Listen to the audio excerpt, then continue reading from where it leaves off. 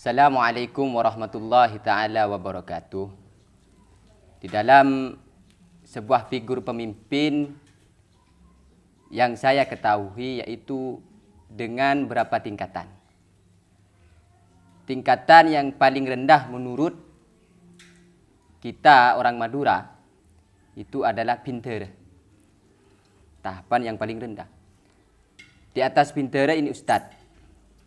Di atas ustadz ini baru kiai. Baru kiai. Di dalam figur pemimpin orang Madura itu harus mengetahui yang pertama adat istiadat orang Madura. Adat istiadat orang Madura. Yang kedua harus mengetahui menyesuaikan bahwasannya dia menjadi seorang pemimpin harus menjadi seorang pemimpin yang lugowo. Bahasa lugowo itu bijaksana. Di dalam sebuah pendapatnya, sebuah nasihatnya itu harus bijaksana. Itu yang saya ketahui tentang kepemimpinan. Kalau pinter ini bahasa arti dalam Madura itu anak santri. Anak santri itu bisa dikatakan pinter. Yang dikatakan arti ilmu agamanya itu menengah ke atas. Itu pinter. Kalau sekelas ustadz itu sudah ke atas ilmunya. Pengetahuannya itu sangat tajam. Kalau kelas kiai ini udah bapaknya. Bapaknya. Kalau anak kiai panggilannya menurut orang kampung Madura itu lora. Lora. Itu bahasa Maduranya lora, anak seorang kiai. Kalau bahasa Jawanya gus. Kalau hal yang pernah saya lakukan yaitu seperti contoh ruahan, tahlilan, ngafanin mayat, menguburkan mayat, baca talqin, itu adalah kewajiban para ustadz, para lora, para pinter itu. Karena yang saya lakukan ini cuma meneruskan. Maksudnya, Cong, sana Cong mudereng mateh. Bahasanya Cong, di sana ada orang meninggal. Ayo, karena kamu selaku orang tua di sini, menjadi seorang pemimpin di sini, oleh warga dianggap jadi pemimpin, mayat itu ladenin. Dalam etnis Madura, ya, secara pemilihan pemimpin ini secara lokal ya.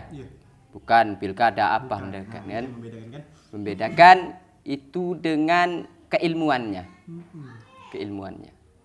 Jikalau ilmunya ini menengah ke atas, maka itu dijadikan seorang pemimpin. Seperti contoh ya tadi, seperti tahlil, mengajarkan ilmu, itu sudah dijadikan sosok pemimpin kalau di dalam adat istiadat orang Madura. Yang ilmunya menengah ke atas lah bahasanya gitu. Pandai baca Al-Quran, baca tahlil, berdoa, baca kitab. Pokoknya hal-hal yang berbau agama itu pasti akan menjadi seorang pemimpin. Alhamdulillah. Semenjak saya menjadi pengganti, saya punya apa? Yang membantu ini banyak. Saran, yang sesepuh memberi nasihat. Yang lebih muda dari saya, ayo Ustadz macam mana ini pembangunan begini. Alhamdulillah. Di dalam adat istiadat Madura yaitu kesenian, yaitu pencak silat.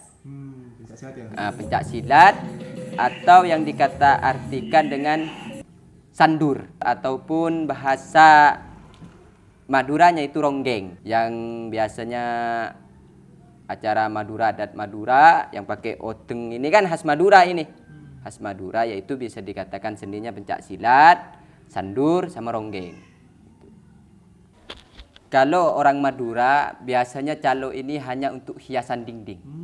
Untuk hiasan dinding. Kalau celurit sama juga, tidak ada unsur untuk bertengkar yang bahasanya becarok. Tidak ada, cuma jikalau masalahnya itu sangat fatal, mungkin naudzubillah mungkin terjadi carok. Kalau saya pribadi setiap harinya itu pakai bahasa Madura. Tapi bahasa Madura yang saya pakai untuk sesama Maduranya itu bahasa Madura yang halus. Bahasa Madura yang halus. Seperti contoh enje. Enje itu kasar. Tapi bahasa Madura yang halus punten. Kalau enje itu endak. Endak. Bahasa Indonesianya tidak. Bahasa Madura yang kasar enje, yang halus punten. Itu sehari-hari yang saya pakai kalau sama keluarga apa itu yang rada kasar. Tapi kalau sama Madura yang lain, misalnya ketemu dengan seorang Madura, orang Madura dengan bahasa yang halus. Contohnya bahasa Madura yang halus, kak kama panjenengan itu mau kemana sampian? Bahasa yang kasar, demak kakek. Di dalam bahasa yang halus orang Madura ini pakai seperti Jawa. Gitu. Mana kalau bahasa tak oning tak tahu, bahasa Indonesianya tidak tahu, bahasa Madura yang kasar tak tahu, yang halus kurang oning. Kita kan sehari-hari walaupun biasanya pakai Melayu, bahasa selain Madura biasanya gitu. Oh, berarti Kalau sama mama, mak minta duit biasanya. Kalau waktu kecil mak minta duit gitu. Maka Madura yang di Pontianak ini kebanyakan pakai bahasa Madura, ya juga pakai bahasa Melayu. Saya pribadi itu mendalami kitab Safinatun Najah. Kitab Syarah Safinatun Najah Kasyifatus Syajah. Itu menjelaskan tentang tuntunan sholat, amaliyah sehari-hari. Itu kitab Safinatun Najah. Tapi untuk mauidhah ataupun mengisi ceramahan itu menggunakan kitab-kitab yang lebih besar lagi. Seperti karangannya Sayyid Abdullah bin Alwi Al-Haddad, Nasoihud Diniyah. Nah, itu. Kebanyakan orang Madura itu sangat kental dalam agama Islam. Yang pertama Al-Quran. Sangat mendalami Al-Quran. Makanya orang Madura ini rata-rata semuanya ini sangat senakal-nakalnya orang Madura pasti pandai membaca Al-Quran. Pandai mengaji, membaca Al-Quran. Senakal-nakalnya itu orang Madura. Karena di waktu kecil kalau orang Madura ini walaupun tidak sekolah SD, yang diutamakan itu mengaji. Yang paling diutamakan mengaji. Pertama dididik rukun Islam, rukun iman, aqaid 50. Kalau udah pakai sarung, kopiah hitam, itu pasti udah Madura itu. Oh ini odeng. Odeng. kainnya kayak keras. Odeng. Saya odeng punya 12. Punya 12 butir. Ini kainnya kain batik lasem kata orang. Batik lasem kalau orang Madura dulu ini paling suka pakai ini. Nah, odeng. Ini bahasanya odeng yang mana khas Madura. Khas Madura. Odeng ada dua nama. Ini namanya tongkosan yang tertutup di atasnya. Ada yang santapan. Ini yang santapan, yang maksudnya tidak ada tutup di atas. Tapi ini odeng ini memang khas Madura. Memang identik Madura gitu. Kalau udah pakai odeng pasti Madura. Ini namanya batik pengkir. Batik pengkir Morosongayan gitu. Itu bahannya. Bahannya. Ini punya Abah.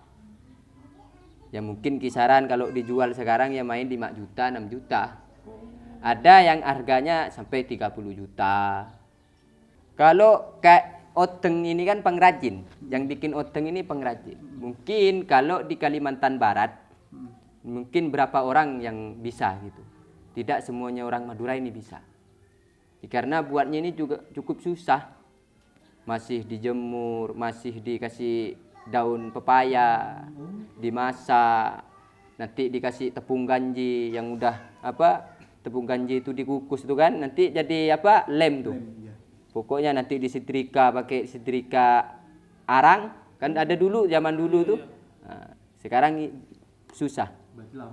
Prosesnya lama, mungkin sekitaran setengah bulan, 2 minggu baru selesai. Mungkin ini yang bisa saya sampaikan, yang bisa saya ketahui cuma ini. Kurang lebihnya mohon maaf, takut ada kekeliruan dalam ucapan ataupun tingkah laku kurang sopan ya saya mohon maaf. Akhirul kalam, assalamualaikum warahmatullahi taala wabarakatuh.